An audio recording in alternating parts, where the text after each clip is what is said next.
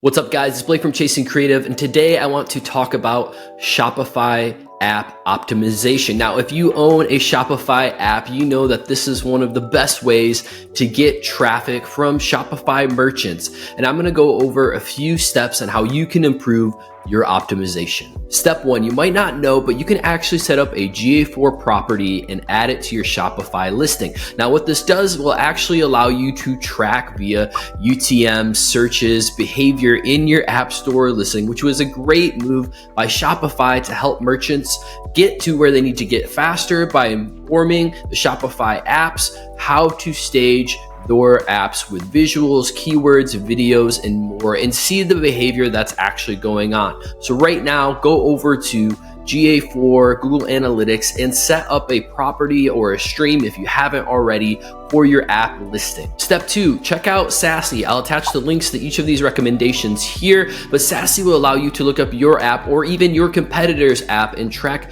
keywords and categories, which will allow you to see in real time where your app moves, whether it's up or down in page position and more. The next step is use a looker template that I've created now that you have these two things set up in order to see your Google Analytics. And it looks just like this. And what you can do is easily copy the template that I've created completely free so that you can see weekly what's growing, if there's a change up or down as far as engagement and sessions, and where by reading the UTMs and the URLs that are there, traffic is coming from.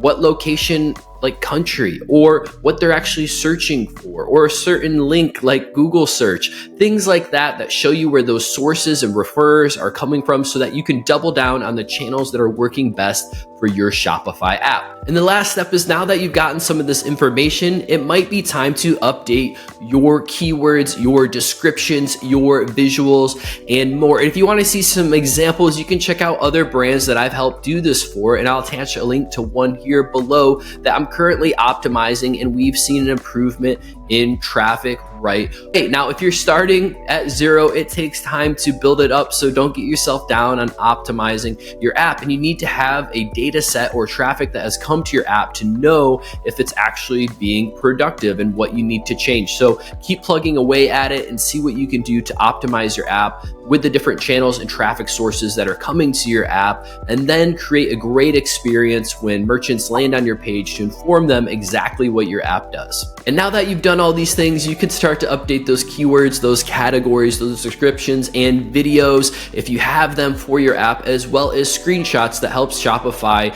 advertise and promote your app. And you might even want to consider using Shopify Ads. If you haven't heard of that, you can actually set a budget and run ads for your new app or existing app to show up where competitors show up. Doing all of these things will help you optimize and get better at what you're doing each and every day. Now, you can do it yourself, or you can work with a group like Chasing Creative, who has done it for other apps in the past and has a SOP of how to get it done and get started. So hit me up if you're interested. If not, just start Google searching app optimization. I promise you there are great communities and contributors that want to give away this free information. There's so much value on the Shopify App Store ecosystem, and there's enough room for everybody to grow and succeed.